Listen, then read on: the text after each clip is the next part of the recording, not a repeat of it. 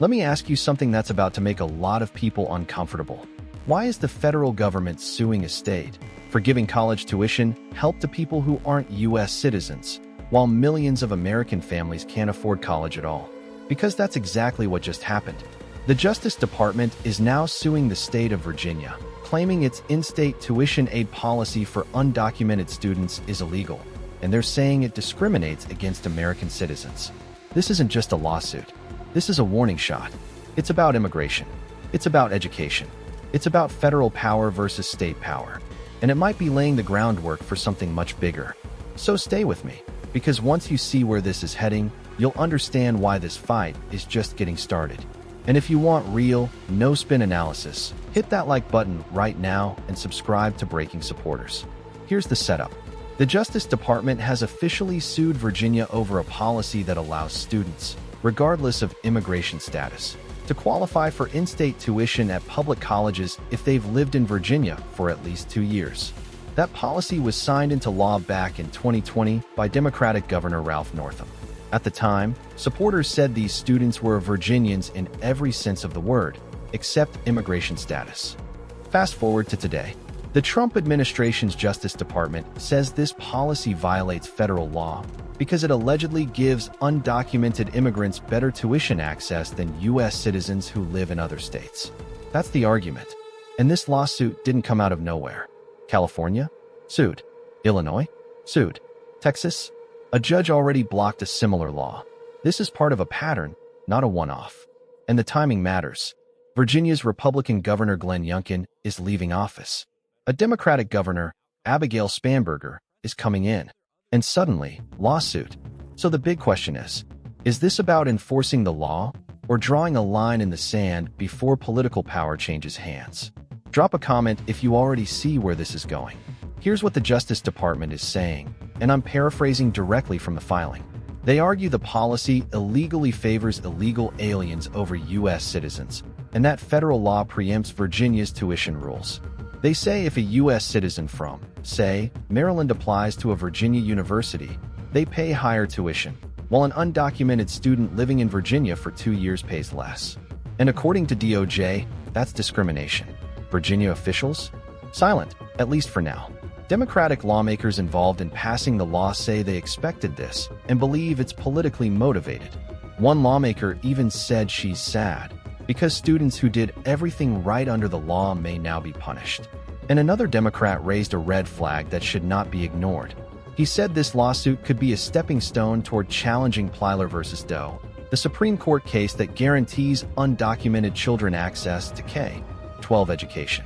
Now that is a serious escalation. If that sounds extreme to you, you're not alone. Smash the like button if you think education policy shouldn't be weaponized. Now let's talk about how people online are reacting, because this comment section is a war zone. First comment paraphrased. Why are undocumented students getting help when American kids are drowning in student debt? That's a fair question, and it's one millions of families are asking. Here's another. This isn't about immigration. It's about fairness. Then this one, going the opposite direction. These students grew up here. They work here. They pay taxes. Why punish them? Then things get heated. Another comment. The government has money for everyone except citizens. And then someone fires back. So we should make life worse for everyone instead of fixing tuition costs. That's the real divide. This isn't left versus right. It's who deserves help and who gets left behind. And then there's this one. If states can ignore immigration law for tuition, what's next? That's the fear driving this lawsuit. But here's the flip side. If the federal government can override states on education, what can't they override? And that is where this gets dangerous. Drop your thoughts below. I'm reading them. Let's slow this down and get real. The Justice Department isn't just arguing about tuition rates. They're arguing about who gets to define residency, rights, and access. If they win this case, it strengthens federal authority over state education policy. If they lose, states get more room to maneuver. But there's something deeper here. Why is the debate framed as undocumented students versus out-of-state Americans, instead of why college is unaffordable for everyone? Why are families fighting over scraps while universities raise tuition year after year? And why does this always turn into a zero-sum game, where helping one group is treated as hurting another? This lawsuit taps directly into voter frustration. High tuition, student debt, immigration chaos, economic pressure, and politically, this is red meat. For Republicans, law and order, fairness, federal supremacy. For Democrats, inclusion, opportunity, human impact. And for voters, confusion, anger, exhaustion. Because no one feels like they're winning. So where does this go? First, this lawsuit will take time. Months, possibly years. Second, expect more states to be targeted.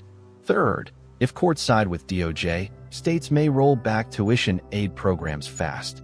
Fourth, if courts side with Virginia, this emboldens states nationwide. And yes, if Plyler versus Doe ever gets challenged, that's a constitutional earthquake. This is not just about college. It's about who belongs, who pays, and who decides. And whichever side you're on, this affects the future of education policy in America. So I'll leave you with this. If education is the pathway to opportunity, who gets access to that path? Who sets the rules? And why does it always feel like regular Americans are paying the highest price? Drop your thoughts in the comments. Respectful debate only. If this breakdown helped you, hit like. Subscribe to Breaking Supporters for daily U.S. political commentary without cable news nonsense. And in the next video, we're diving deeper into what this means for student debt, immigration reform, and the next election cycle. This story isn't over. It's just beginning.